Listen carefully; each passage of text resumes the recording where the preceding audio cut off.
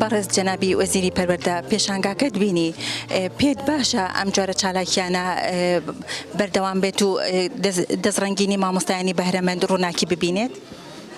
زۆر سپاس بۆ پاڵپشتیکردنی ڕەوتی هونەر بە دڵنیاییەوە. ئەمڕۆ ئێمە لێرە بووین لەگەڵ بەڕێز پارێزگاری هەولێر بۆ پشتگیریکردنی ئەو پێشانگایە کە لەلایەن دوو بەڕێزی خۆمان وەزارەتی پەروەردە پێشانگاکە ئەنجام درراوە، هاریش بەڕێزان مامۆستا لوقمان جەوهەر و مامۆستا شەونم فواد بوون کە توانیویانە سوود لە سەردەمی کەرەنتینە وەربگرن و لە کاتی کەرەنتینە توانیویانە ئەو تابلە جوانانە بنەخشێنن کە تعبیرن لە سروش، تعبیرن لە پێگەی ئافرەت و جێپەنجەکانی ئەوان لە سەر تابلۆکان دیارە کە ئاماژەیە بۆی کە توانیویانە سوود لەو کاتە وەربگرن و وردەکاری زیاترکەن کە کاتی کەرەنتینە بووە و لەگەڵەوەشتا ئەو بیرۆکانەی کە هەبوون لە سەردەمی کەرەنتینە بۆ ئەوەی کە سروشت بە شێوەیەشی دیکە خۆی نمایشەکە کە تا ڕادەیەک دوور بوو لە قەرەباڵغی و جەنجاڵی مرۆڤەکان ئەمڕۆ بەشێکی زۆری لە تابلۆکانی ئەم پێشەنگا ڕەنجی داوەت.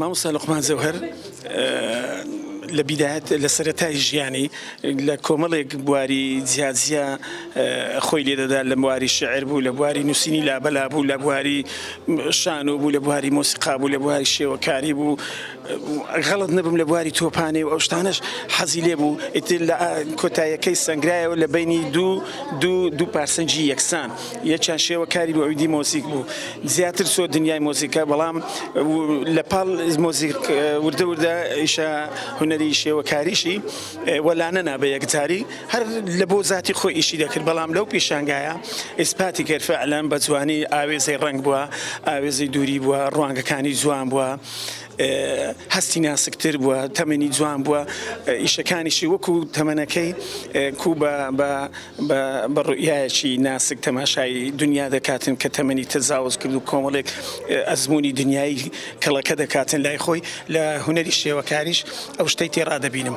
بەنسبەت شەونم خان وەلەو پێشانگای یەکەمی نییە، هەروەکو شێوەکار ناسرایە، بەڵام ئاگام لێە پیشانگاکەی ئەو لە یەک ئاقار نییە، کۆمەڵێک یان بڵێم یەک بوار نییە، کۆمەڵێک بواری جیاوازی، هەم دەستە لایەنی هێزری، دەستە لایەنی سروش، دەستە لایەنی کاری دەست، دەستە لایەنی ئافرەتانە، دەستە لایەنی پیاوانە، دەستە لایەنی گرنگ ئەوەیە هەوڵێکی باش دەدا لە بۆی ڕنگ و مەوزوع و ڕنگ و بابەت، ڕنگ و هزر تێکەڵی یەکتری بکە لە جاران زۆر باشترە. هەزە بە پێشکەوتنێکی باشی دەکەم. مامۆستا چۆن تابلۆکان هەڵەسەنگێنی؟ ینی تعبیر لە چیەکەن؟ هەمووی بڵێن یەک شێوازە یانیش ڕەنگا و ڕەنگی تێ؟ ناوی پیشانگاکان لێنە ئافرەت و سروشت لە وەرزی کەرەنتیندا، یعنی تهدیدی کردیە. ئەو ئیشەکانی مامۆستا لوقمانی هەر هەمووی دەستە قاڵبی سروشت لە بەروەی ڕۆژانی کەرەنتین هەمومان لە ماڵێ بەند کرابووین. ململانەیەکەمان بەخۆ بەندکردن بوو لەگەڵ ئەو پەتە نەگریسەی لە ماڵەوە دانیشتن بوو.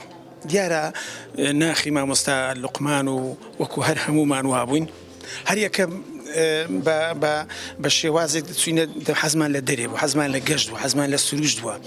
ئەو لەوحانەی لوقمان ئەفەندی ئینعیکاس دەکاتەوە سەر ئەوەی کە دیارە تامەزرۆیی لە بۆ سروشت و گەشت و دەرێ بووە. زۆربەی زۆری لەوحەکانی سروشتن، یعنی ئەو حەزەیان، ئەو ئارەزۆیان، ئەو فەراغە بۆ شایە بڵێن کە هەی بووە لە ڕێی تابلۆکانی پڕی کردیتەوە. هەرچی شەونما لەوانەیە لە ناخی خۆی کۆمەڵێک هەڵسوونی هەبیتن. ئافرەت چییە ناوی لێ نایە ئافرەت چییە ئایا ئافرەت بەس جوانیە بەس سێکسە بەس دایکە بەس شتێکی نەرمۆڵە و جوانێک دێتە بەرچاو و دێودەسی ئافرەت ئایا وەکو مرۆڤە گرنگ خۆی لە دنیای خۆی لە قەرەی ئەو دنیا گەورەی ئافرەتدایە کە چی ئافرەتیشی خاتوونە بەخۆی توانیوێتی هەتا ڕادەیەکی باش یەکانگیری ئەو بابەتە ئافرەت و ژیان بکاتن بە یەکتریەوە بەڵام کە هیناتێ ناو ئافرەت و سروشت هەم سروشتەکەی مامۆستا لوقمان هەم ئافرەت و وەکو غەریزە جوانەکەی خۆی یەکانگیری یەکتری کردی شتەشی جوانیان کردیان.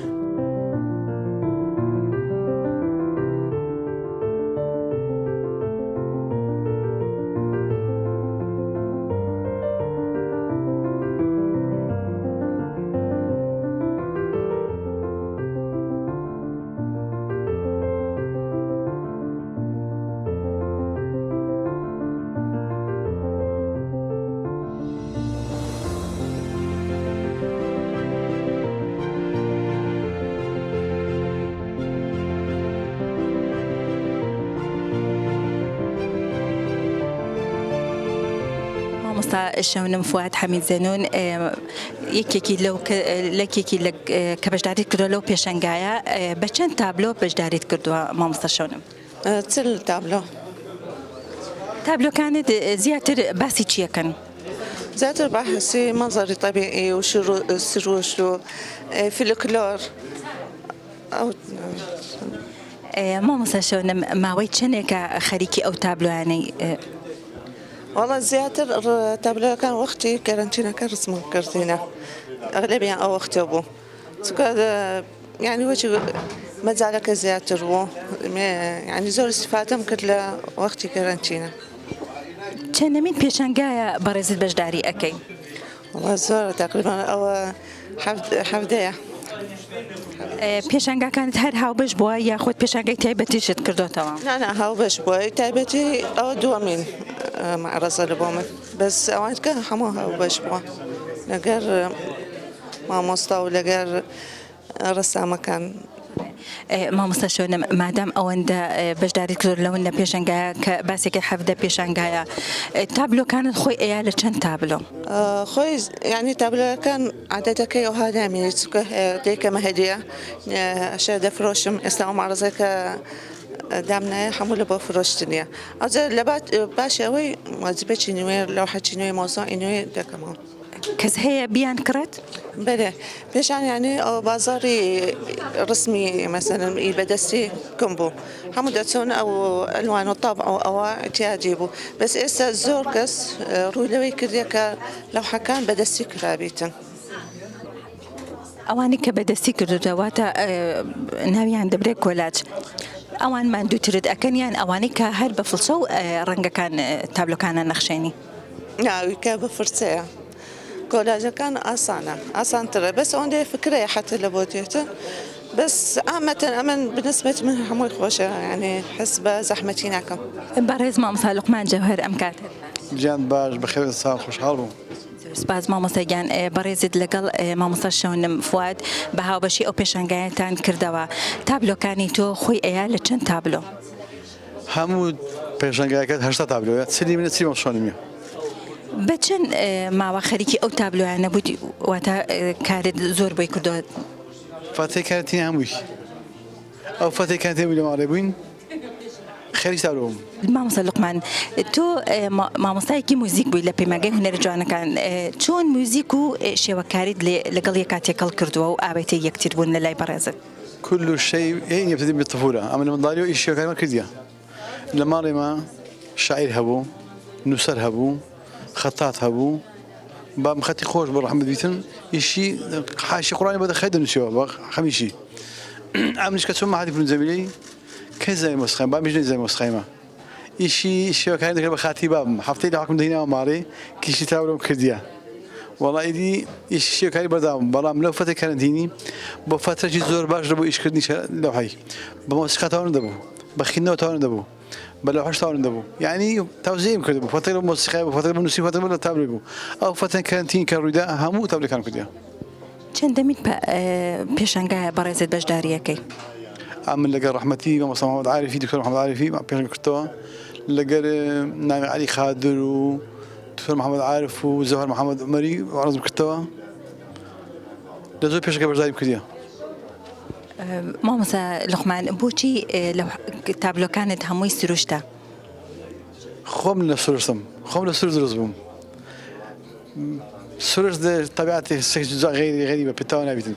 سروش ئەوەندە دەوڕەمەندە لە ئەلوان لە بەرد لە دار لە جوانی لە فەسڵەکان ئێستا تابلۆکانی لێ وردبەوە وەکو مامۆستا گوتی سەیرە گوتی هەر تابلۆش دەبینی کۆمەڵ وردەکاری سەیریدایە ئێمە ئێستاکە هەم فەسڵەکەیدا هەیە.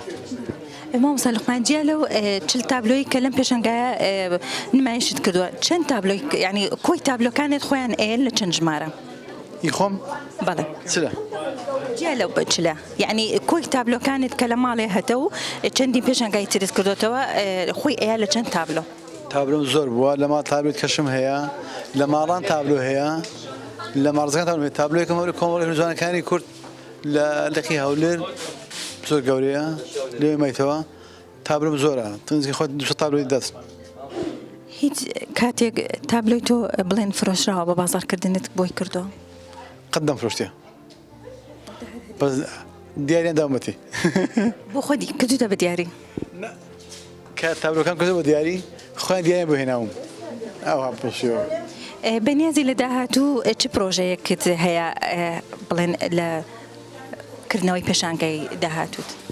بیرنەوەی کردەوە قیاسەکانی تابلۆکان بۆ شوێنی ئێستا کردو چەند کەسێک لێ دیتی گوتی شێوازی ئوستوبی تابلۆکان زۆر باشە یەک قیاسە مەثەن ئەیتیە ئەی فۆڕە ئەو زەدامنێ بۆ شێوە ئیش بکەم لە کاتی مەزاری خۆم چکە بەڕاستی مامۆستاچی مۆسیقا ناتوانم مۆسیقا فەرامۆش بکەم بەس مەشروعی ئەو زارە مۆسیقایە لەسەر مۆسیقاشە.